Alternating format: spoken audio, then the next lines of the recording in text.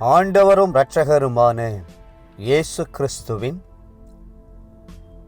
ஈடு இணையற்ற நாமத்தில் அன்றன்றுள்ள அப்பம் வாசகர்களுக்கு எங்கள் அன்பின் வாழ்த்துக்கள். 2024 ஆண்டு மார்ச் மாதம் 2ஆம் தேதி சனிக்கிழமைக்குரிய தின தியானம். இன்றைய தலைப்பு துயரப்படுகிறவர்கள்.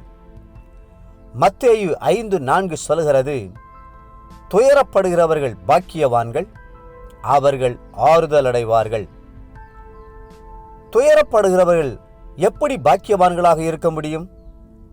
துயரமும் பாக்கியமும் ஒன்றுக்கொன்று எதிரானவை அல்லவா என்று நீங்கள் கேட்கலாம்.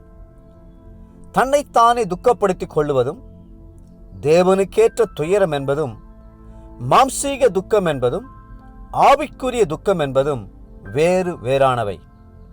வேதம் சொல்கிறது, லூக்கா 6:21, இப்பொழுது அழுகிற நீங்கள் பாக்கியவான்கள், இனி நகைப்பீர்கள். இங்குள்ள துயரமும் அழுகையும் சரீர பிரகாரமான மாம்ச துக்கத்தை காண்பிக்கவில்லை. இயேசு சொல்லுகிற இந்த துயரம் ஆவிக்கேற்ற துயரமாகும்.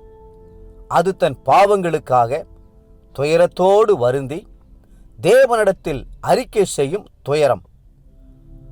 ஆத்தும பாரத்தினால் துக்கம் கொண்டு ஆத்துமாக்களை ரட்சிக்க மாட்டீரா என்று கதரும் ஒரு துயரம்.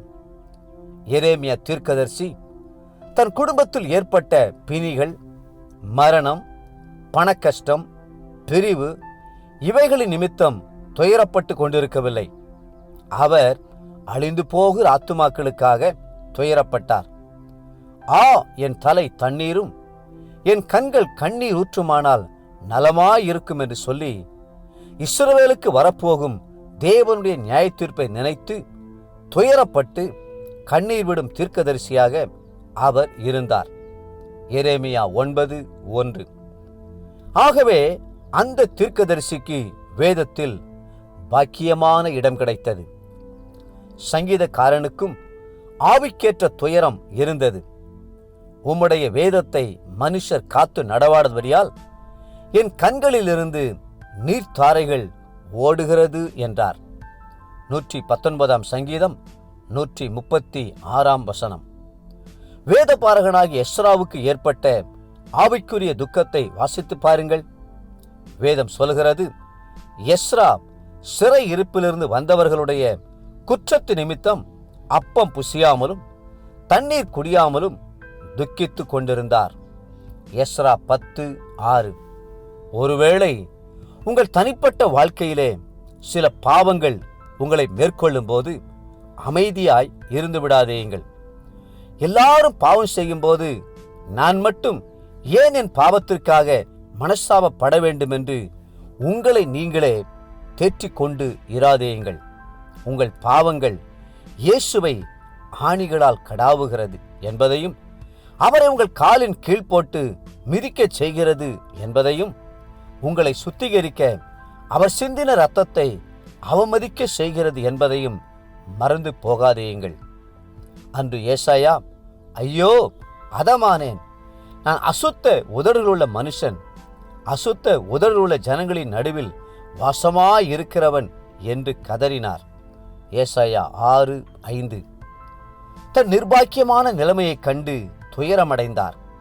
அந்த துயரம் அவருக்கு சுத்திகரிப்பை தந்தது மட்டுமல்ல, கர்த்தருடைய தீர்க்கதரிசியாகவும் அவரை உயர்த்திற்று. அப்போஸ்தலனாகிய பவுல் எழுதுகிறார், தேவனுக்கேற்ற துக்கம் பின்பு மனஸ்தாபப்படுகிறதற்கு இடமில்லாமல் இரட்சிப்புக்கேதுவான மனந்திரும்புதலை உண்டாக்குகிறது. லௌகீக துக்கமோ மரணத்தை உண்டாக்குகிறது. பாருங்கள், நீங்கள் தேவனுக்கேற்ற துக்கம் அடைந்ததுண்டே, அது உங்களிடத்தில் எவ்வளவு ஜாக்கிரதையும், குற்றந்தீர் எவ்வளவு நியாயம் சொல்லுதலையும், எவ்வளவு வெறுப்பையும், எவ்வளவு பயத்தையும், எவ்வளவு ஆவலையும், எவ்வளவு பக்தி வைராக்கியத்தையும், எவ்வளவு கண்டிப்பையும் உண்டாக்கிற்று.